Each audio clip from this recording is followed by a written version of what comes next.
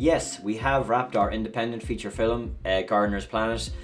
Some people might have assumed after 2 years of shooting that we had wrapped already, but you would be wrong, you amateurs. So in this video I want to dive into what we are now calling block 4 of the shoot, and why I wouldn't accept just good enough for the making of this film. So I always knew there was a few bits and pieces left to shoot. I'm kind of calling them kind of in between scenes or in between moments, and a lot of them you can't necessarily prioritize during the main bulk of shooting, but these small moments or in between moments are kind of essential in my opinion for the emotional continuity of the characters in the film. And we shot a whole extra night in August for this emotional continuity for the plant monster, and if you haven't seen that video, click here. And I've talked a lot about that on this channel as well, so there's no way that I was going to leave those moments uncaptured. It was so satisfying going down to Wexford, shooting these moments and just getting them done and captured. There's always so much guesswork and approximation involved in making a film. You're always trying to figure out how little or how much plot you should have, how long or short the scene should be, what exactly the tone you should be hitting in the scene. But having shot 99% of the movie, I knew going down to Wexford exactly what I need to capture, and that just gave me a lot of confidence, and I was probably able to enjoy the filming a lot more because of that. Cool, so we shot for 3 days in November, the end of November. We shot Thursday the 28th, Friday the 29th, and Saturday the 30th of November. We've just arrived in Wexford anyway. We have our call sheets, we have our amazing first AD Joseph here, and we're going to work out the order in terms of shooting the film, because we don't know what the weather is going to happen, what the weather is going to be over the next 2 days. So we have one exterior night shoot, toilet making sounds, and the plan is to probably move that from tomorrow night, when it was scheduled, to tonight.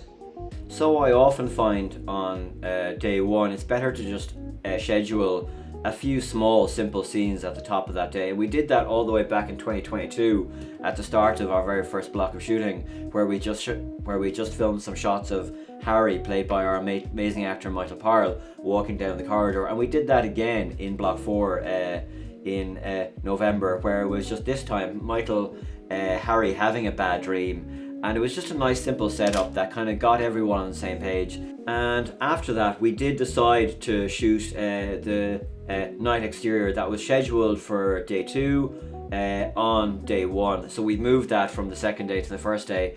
And yeah, I was a bit nervous about doing this, you know, moving scenes always makes me kind of nervous.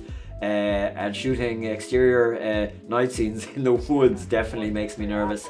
But we went down there for about 5 o'clock and it went super excellently and super well, and everyone was just super professional and we did a great job, and we had no strangers stumbling out of the darkness asking what we were doing.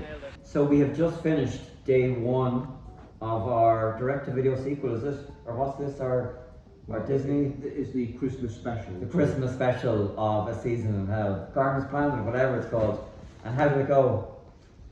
Well, we got a few bits done, but a few bits done rather well, and a few bits done rather well is better than lots of bits done half-assed. That is really fucking true, yeah.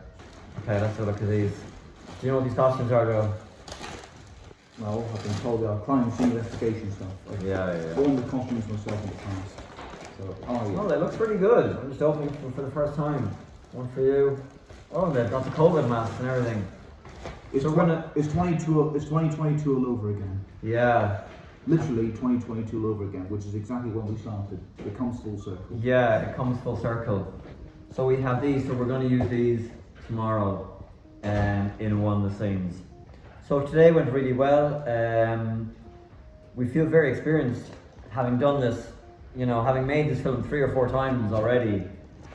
It's like nothing to shoot it again.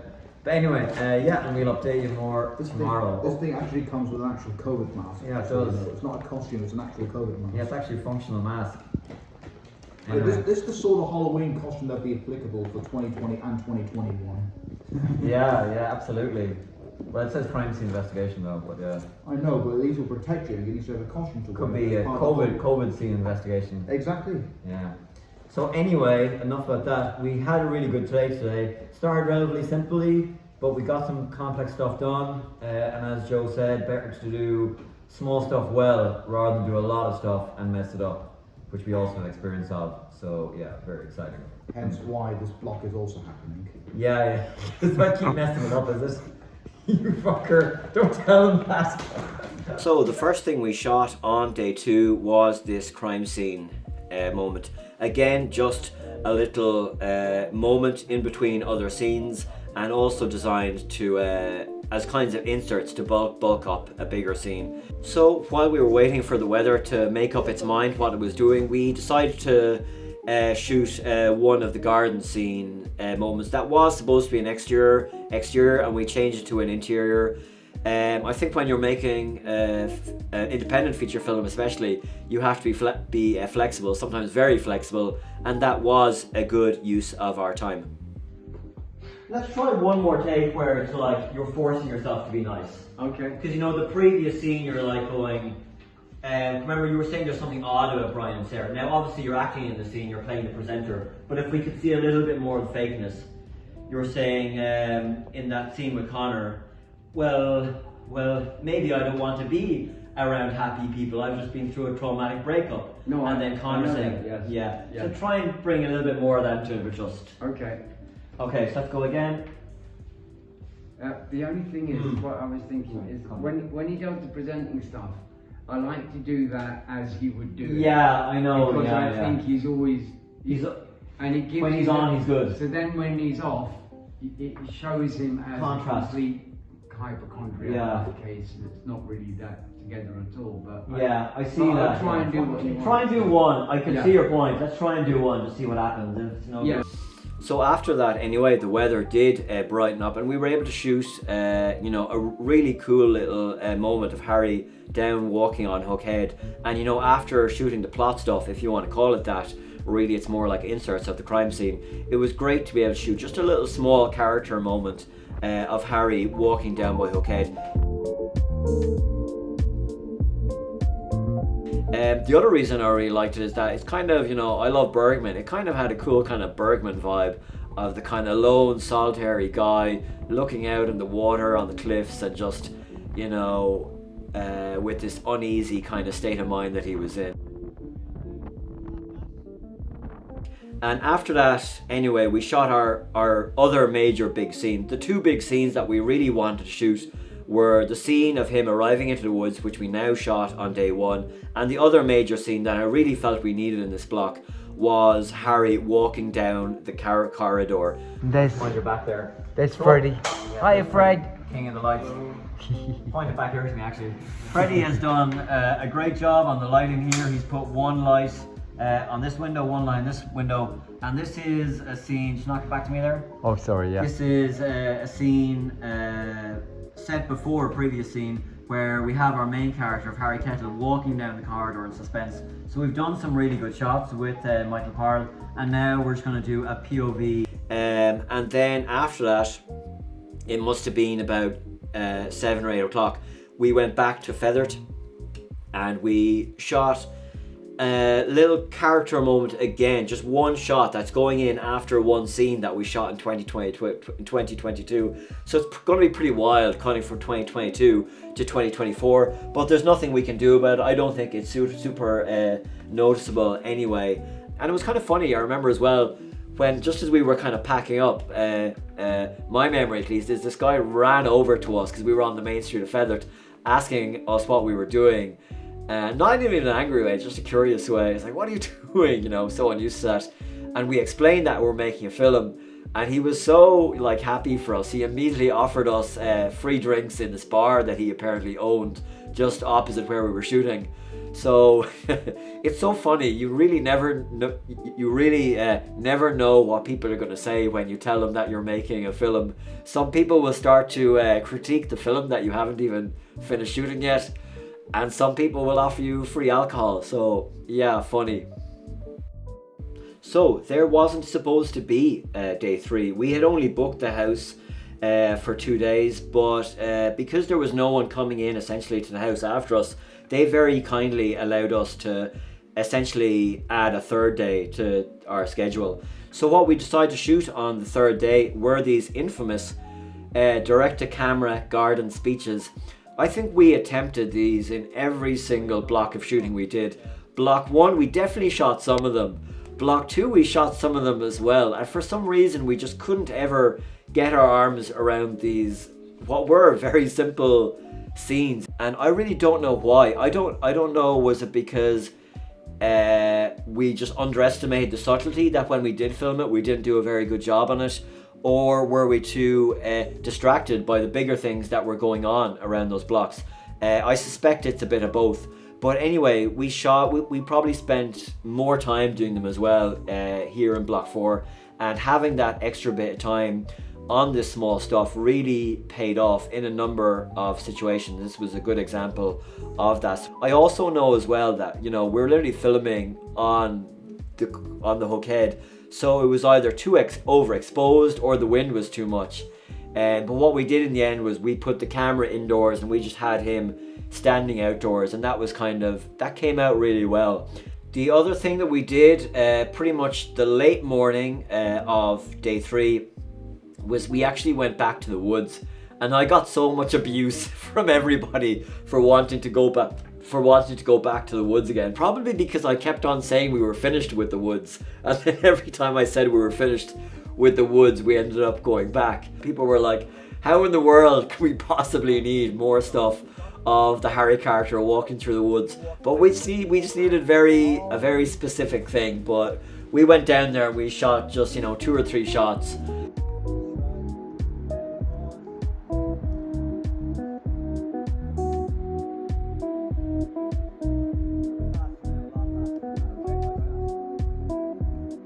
Then finally we started to wind down, and the second last thing we shot was just some inserts for scene 70, which is a driving scene in the film.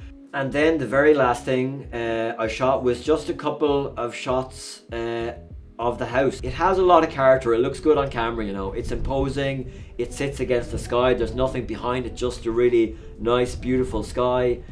It would be cool someday if it became a famous film location that people went and visited, like the Texas Chainsaw Massacre house, but I don't know how the owners would feel about that, but I was quite happy with the shots, I'll say that. So, we have just wrapped on what we are calling Block 4 of Gardener's Planet.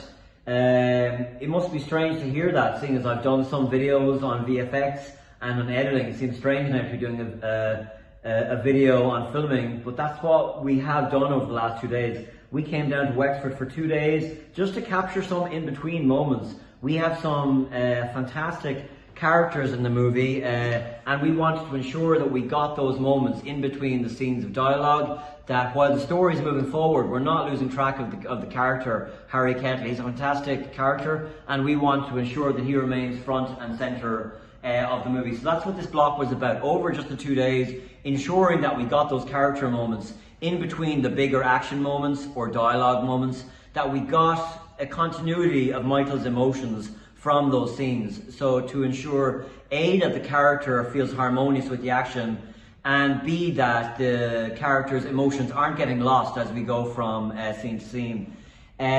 So it's happy and sad to be leaving this house where we've shot so much. We shot here in 2022. We shot some pretty wild and funky scenes here. We came back in 2023. We shot more scenes down here in this kind of living room area. Many fine meals from Camp Isle Centre here, which did a fantastic job. Many harmonious meals happening here, and many great discussions myself and our great AD Joseph had here over call sheets and the like. And the house has been fantastic. It's been a really great house. And it's really cool to use. I guess we'll show you, this is where we shot the corridor scenes last night. And we walked up and down these corridors so much, man, just trying to get stuff done. The bedroom scene where Giles and Sarah gets attacked may look like a normal bedroom now, but once upon a time, 2 people were attacked here as a stranger came in the door, and very strange non-human creatures were discovered in this bedroom, but I can't tell you too much about that. It will spoil things.